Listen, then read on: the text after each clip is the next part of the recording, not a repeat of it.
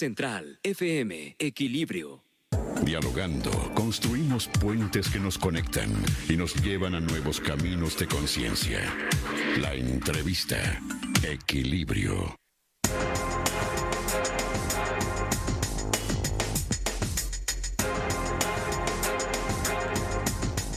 Bueno, queridos amigos, para nosotros es una obligación buscar gente interesante, inteligente, y quiero decirles que está conmigo Ricardo Rojas. Él es un juez argentino, hoy en funciones, y es un hombre. Los jueces en Argentina tienen una postura vitalicia hasta los 65 años, y después la ley es un tanto indefinida, y se puede permitir. Incluso me contaba Ricardo que un juez presidente de la Corte dejó de serlo a los 92 años, y al año siguiente de que salió Cristina, bueno, al día siguiente que salió Cristina renunció, y al año siguiente murió, ¿verdad? Este juez. Bueno, Ricardo, muchas gracias por estar aquí. Mucho gusto, un placer estar con ustedes aquí. Es un placer el verte, el hablar. Fíjense, en México los jueces no hablan. Ajá. Aquí sí, en Argentina, en Argentina. En Argentina los jueces no podemos hablar de las causas que tenemos en trámite, obviamente, porque eso sería prejuzgar, pero de cualquier otro tema creo que somos ciudadanos y tenemos el derecho y la obligación. Y además un cerebro que hay que usarlo, ¿no? Es decir, en realidad uno no puede pensar que un juez es alguien que vive en una torre de cristal sin contacto con el mundo, porque cualquier contacto con el mundo lo podría atacar su imparcialidad. Yo siempre he pensado que la Suprema Corte de Justicia de nuestro país vive en el Olimpo, toca la lira y habla en latín. Y bueno, lo que no se ha dado cuenta es que también está muerta, pero, muerta ante la opinión pública. Pero Ricardo, tú eres un hombre que ha analizado mucho los sistemas políticos, básicamente porque en tu país ha habido muchos. Hemos tenido triunviratos, sí. Hemos tenido populismo, el peronismo, hemos tenido intentos de derecha, hemos tenido de todo en Argentina. ¿Cuál es la base, la semilla del populismo? ¿Por qué lo compra tanto? Obviamente populismo es por popular y porque pues, va en la base y toca y es sensible y entonces dice tal vez el populista lo que la gente quiere escuchar. Mira, vos sabés que cuando se desarrolla el proceso constitucional en el mundo, la idea fundamental era limitar el poder del Estado. Las constituciones, la de Estados Unidos en primer lugar, pero todas las que vinieron después, la principal tarea era evitar que el Estado pudiera convertirse en un tirano, en un dictador. Recuerda la famosa frase de Jefferson, ¿no? El precio de la libertad es la eterna vigilancia. Hay que cuidarse porque el Estado siempre puede convertirse o va a tender a convertirse en dictador. Y por lo tanto la idea de gobierno en el constitucionalismo estaba centrada en división de poderes, en un poder judicial independiente, en periodicidad de las funciones. Nadie es indispensable. Los presidentes tienen que durar poco tiempo y después irse a su casa y ser reemplazados por otro porque meramente son administradores. Responsabilidad por los actos de gobierno, publicidad de los actos de gobierno, supremacía de los derechos individuales por sobre el poder del Estado. Todos estos principios que se desarrollaron durante mucho tiempo fueron plasmados en constituciones. En América Latina, y sobre todo a partir del siglo XX, ese principio fue cambiado drásticamente por el de la soberanía del pueblo. Esto es, el presidente encarna la voluntad popular y por lo tanto su poder no puede ser cuestionado. Nosotros votamos por Juan y entonces Juan puede hacer lo que quiera porque ha sido votado por la gente. Y eso nos ha llevado a, obviamente, gobiernos autoritarios en toda América Latina. La idea de, bueno, la Constitución me impide un próximo mandato, pero si el pueblo me vota, yo puedo ser reelecto, porque no hay nada por encima del pueblo. El pueblo sabio. Y el pueblo es sabio y el pueblo está encima de la Constitución. Obviamente las constituciones pueden ser modificadas, pero tienen mecanismos para ser modificados. Y lo que se ha entendido en el proceso constitucional es que es preferible ponerle límites a las personas que gobiernan y incluso que un buen gobernante llegue a su límite y se tenga que ir, antes que permitir que esos límites sean avasallados y los gobiernos se conviertan en autoritarios. Y eternos. Y eternos, y obviamente en América Latina no hemos sabido conservar esos límites. Eso es una pelea de todos los días. Uno ve un ejemplo recurrente en América Latina, lo ve en Venezuela, lo ha visto en Bolivia también, lo ha visto en Argentina un poco más moderado. Cuba. En Cuba, la idea de que un gobierno constitucional legítimo, votado por la gente, se instala en el gobierno y a partir del día siguiente empieza a trabajar para eliminar los límites constitucionales. Entonces, tratan de neutralizar los organismos de control que la propia Constitución establece, trata de avasallar el poder del Congreso. Yo voy a legislar, ¿para qué necesitamos que el Congreso decida? Yo soy el presidente. Empieza la presión sobre la independencia del Poder Judicial. Se disuelven las asambleas. Se disuelven las asambleas, obviamente, se ponen en comisión a los jueces, se nombran personas de confianza del presidente en los organismos que tienen que controlar tanto el manejo de los fondos públicos como de las acciones del propio gobierno. De las acciones del propio gobierno y el proceso electoral. Claro. Pensando en las próximas elecciones, y en algún momento empiezan a pensar, bueno, reformemos la Constitución, que es el último punto. En el caso de Venezuela fue el primero, ¿no? Es decir, no nos olvidemos que Hugo Chávez no había asumido el poder todavía cuando ya llamó a una asamblea constituyente, sí, y para poder garantizarse su nueva constitución. Entonces esto requiere repensar nuevamente muchos de los principios a los que estamos acostumbrados y el valor que tienen esos principios. Pero perdón, sí. Señor juez, yo también pensaría que para que hubiera esta revaloración tendría que haber una voz de la sociedad.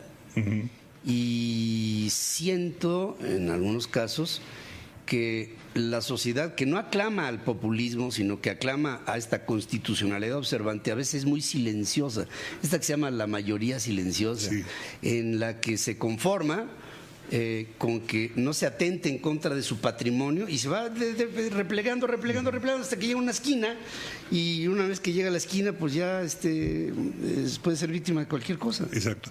El problema es que un individuo frente al poder del Estado no tiene ningún poder. Pero la comunidad.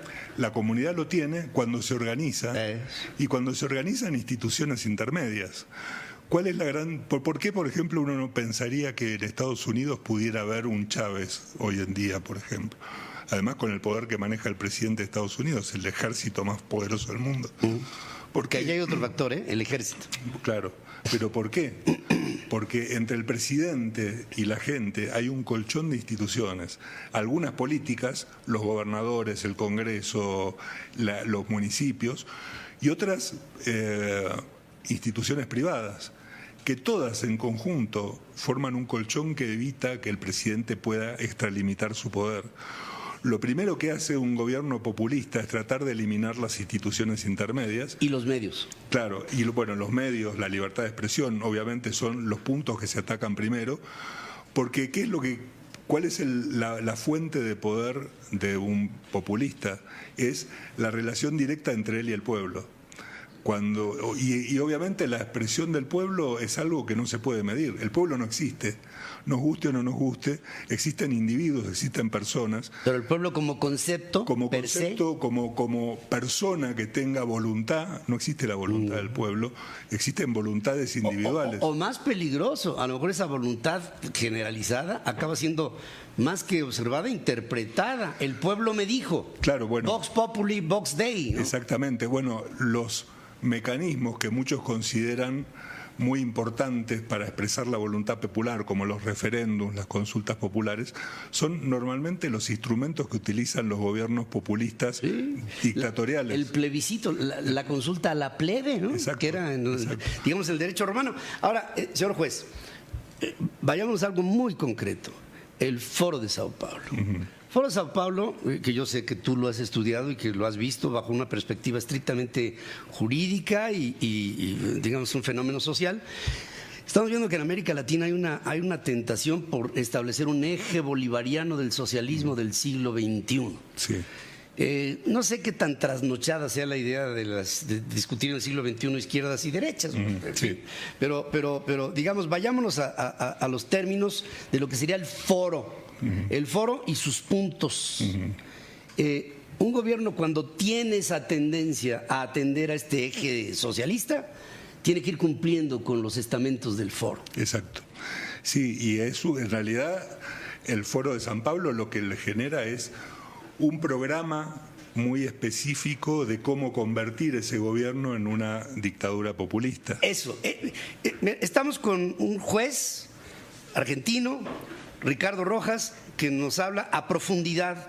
Los jueces en Argentina sí hablan, y está hablando aquí en Central FM. Y si me permite, Ricardo, vamos a hacer una breve pausa, por supuesto, porque es muy interesante lo que nos estás diciendo. Ricardo Rojas, juez argentino, que tiene un conocimiento profundo del tema del populismo, del tema de, en este caso estamos hablando del Foro de Sao Paulo. Entonces, yo te decía, yo veo que los regímenes cuando entran y después del acuerdo del Foro de Sao Paulo, auspiciado por Lula, en un momento en donde había una cierta efervescencia por las reminiscencias de lo que era un socialismo que acababa de demostrar que en otros regímenes no había jalado, en América Latina cobra fortaleza y ¡pum! Surge una idea que algunos países cubren como requisito: Ecuador, Bolivia, Venezuela, la propia Brasil, sí, claro, lo llegó a buscar, claro.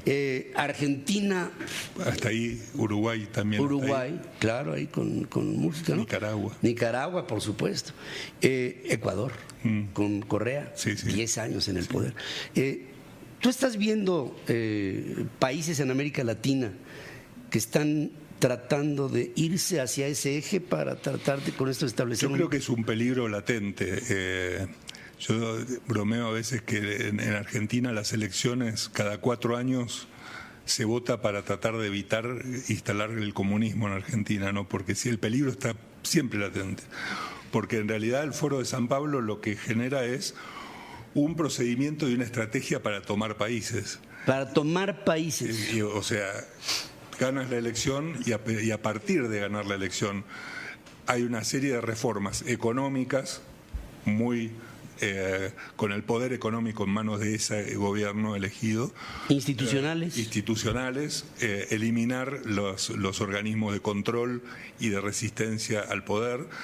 De control social, de control de la prensa, adoctrinamiento, de control de las escuelas, de la educación.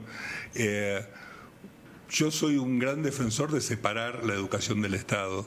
Creo que los estados, si bien pueden financiar la educación, no deberían elaborar los programas educativos. Diseñar los modelos de educación. Exactamente. Y el problema que obviamente es una herramienta. Si tú ves lo que son los manuales de primaria en Argentina, te quieres morir. Es puro adoctrinamiento. En la época de... Hoy. Pero con Macri siguió este asunto. Macri, porque en realidad no tocó. Claro, no hizo los cambios que había que hacer y esas áreas siguen manejadas por personas que son especialistas en eso. Entonces, obviamente un presidente no puede estar en todo y por lo tanto, si quisiera hacer esos cambios, tendría que meterse y sobre todo tendría que estar convencido de que hay que hacerlo.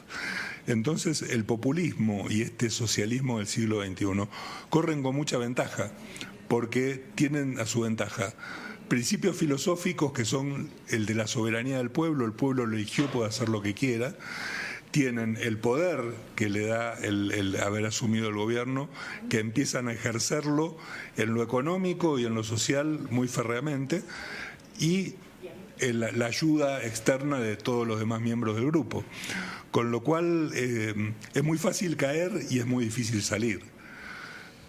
Chile está viviendo un proceso. Chile está viviendo un proceso muy complejo, porque en realidad que 1 o 2 meses de tan cruentas y multitudinarias peleas que se están dando en Chile hayan sido producidas por aumentar el boleto en 40 centavos, realmente no se entiende.